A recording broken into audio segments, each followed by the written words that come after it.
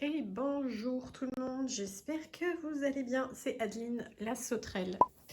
Alors, je vous fais cette petite vidéo pour vous montrer ce qui a été fait en diamond painting, on va dire cet automne. Voilà, ça s'est étalé de septembre, octobre, novembre, enfin mi-septembre jusqu'à aujourd'hui. On est fin novembre, on est le 30, voilà, donc pile poil la fin du mois.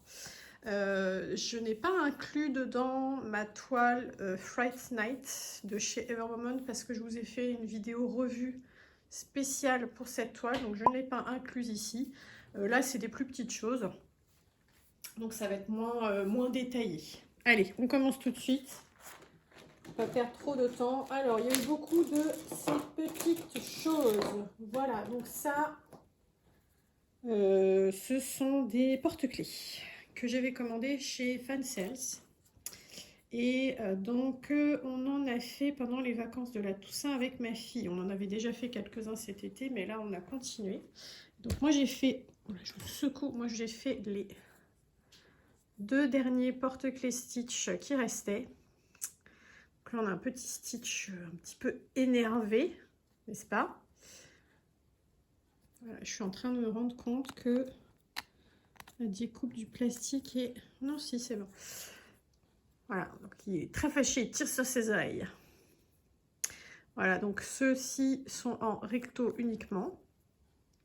En diamant rond acrylique, il n'y a pas de diamants spéciaux pour les Stitch.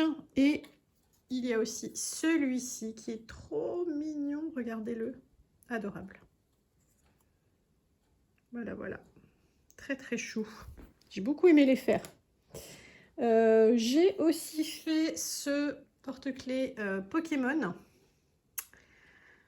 Donc ceux-là sont recto verso.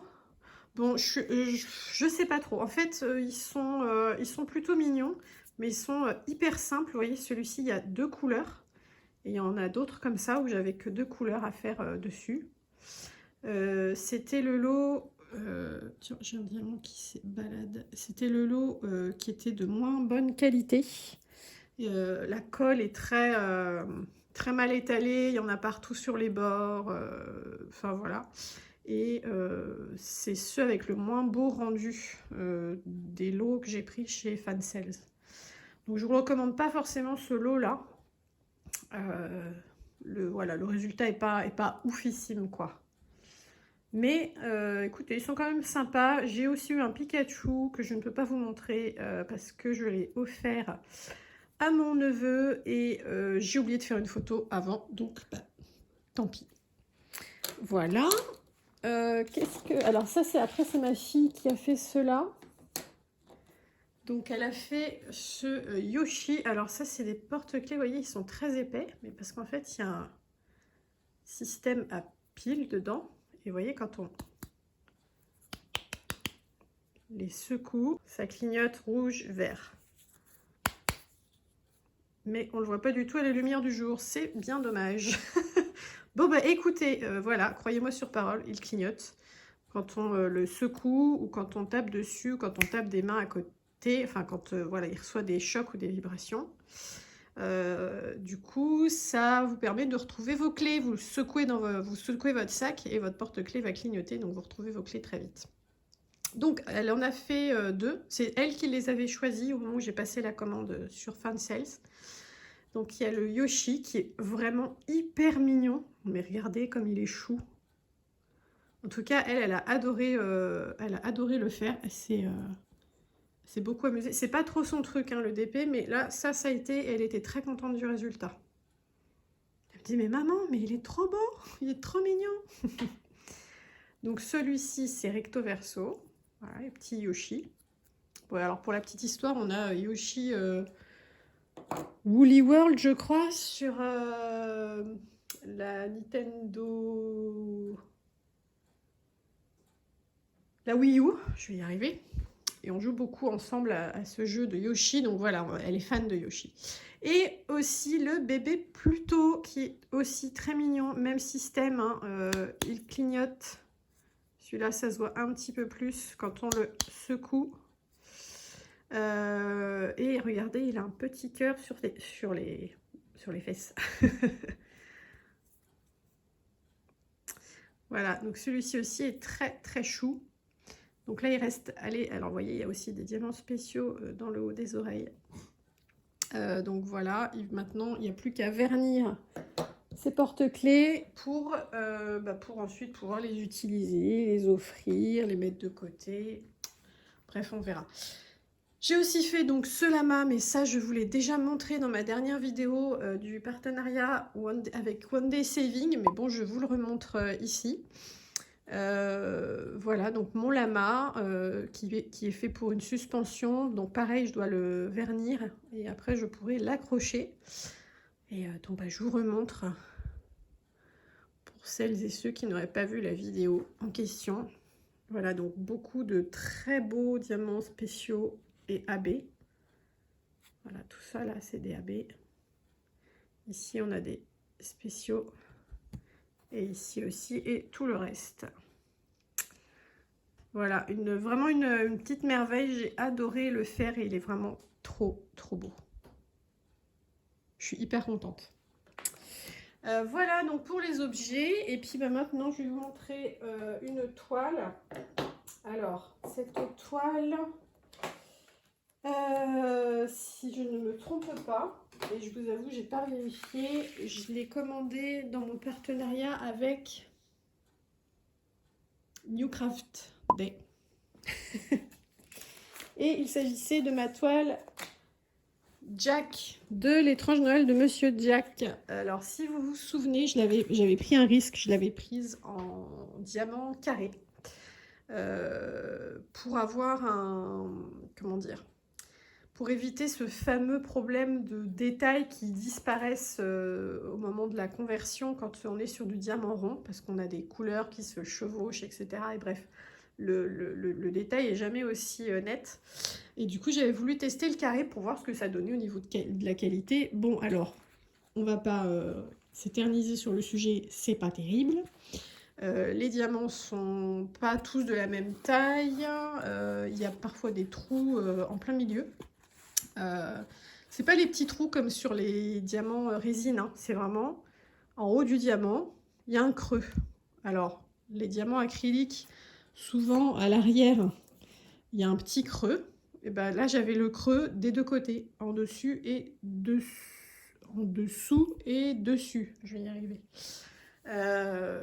Voilà, mais après globalement j'avais pas tant de déchets que ça, vu qu'ils étaient quand même tous plutôt réguliers dans leur qualité assez basse. Enfin voilà, j'ai pas jeté beaucoup de diamants. De toute façon, on n'est pas sur une pose nickel. Il y a des écarts, ça bouge, la colle n'est pas forcément toujours top. Mais écoutez, ça fait le taf, le rendu est pas si affreux. Bon, évidemment, si je vous montre de près, vous allez voir, c'est pas renversant. Alors, on va regarder surtout la lune. Je pense que c'est là, ça va être le plus flagrant. Vous voyez, c'est pas nickel. Vous voyez ici, j'ai un diamant avec une cochonnerie là sur le bord. Et ça, c'est ce que j'ai eu le plus. Voilà, j'en avais beaucoup comme ça. Mais j'avais des DMC où c'était plutôt pas mal. Vous voyez, les bleus, là, ils étaient plutôt bien. Les violets, ça allait aussi. Les rouges, ils étaient plutôt beaux. Et j'avais quelle autre couleur aussi? Les verts. Voilà, les verts clairs, là, vous voyez, globalement, franchement, ils étaient pas mal. Donc, bah, je vous montre du plus près possible. Voilà, donc vous voyez, la qualité est pas mauvaise. Ils sont beaux, hein, je veux dire, voilà, il n'y a pas de trous, il n'y a pas de choses étranges. Mais bon, c'est de l'acrylique, donc on a des diamants irréguliers qui ne font pas tous la même taille. C'est pas une pose serrée, mais c'est pas non plus une pose bizarroïde, un peu comme j'ai pu avoir chez Diamond Art Club. Voilà, ça s'est fait, ça s'est bien fait, ça s'est bien posé. C'était bien aussi de faire une toile sans prise de tête, quoi. Donc voilà, en fait, si vous voulez tester le carré acrylique, bon bah vous aurez ce rendu là. Alors ma foi, pourquoi pas? C'est pas affreux du tout. Enfin, je dis ça, c'est parce que j'ai vu bien pire en fait, y compris avec de la résine finalement. Et puis, vous voyez, l'image finale, ben, est plutôt fidèle à l'image originale. Je vais essayer de penser à vous l'incruster à l'écran, là, maintenant, pendant que je vous parle, pour que vous puissiez vous rendre compte. Alors, j'ai perdu quand même énormément de détails sur le fond ici. Mais c'est pas, franchement, c'est pas gênant, ça enlève rien au sujet, c'est-à-dire Jack avec son bonnet de Père Noël, le sapin derrière lui, les petits tas de neige là, et puis c'est tout quoi. Donc franchement, je suis plutôt contente du résultat. Du coup, j'ai profité de faire cette toile dans le cadre du défi des 4 éléments de la chaîne Les Folies d'Emma, dont je vous ai déjà beaucoup parlé sur cette chaîne. Donc parce que cette toile pouvait rentrer dans la thématique de Noël. Donc bah voilà, ça y est, j'ai fini mon défi pour la toile de Noël.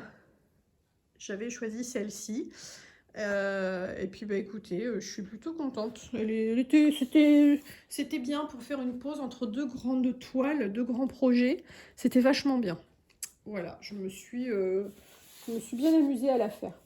Donc là, je vais la laisser un petit peu à plat quelques temps pour que tout se cale bien parce que les diamants ont tendance à bouger un petit peu.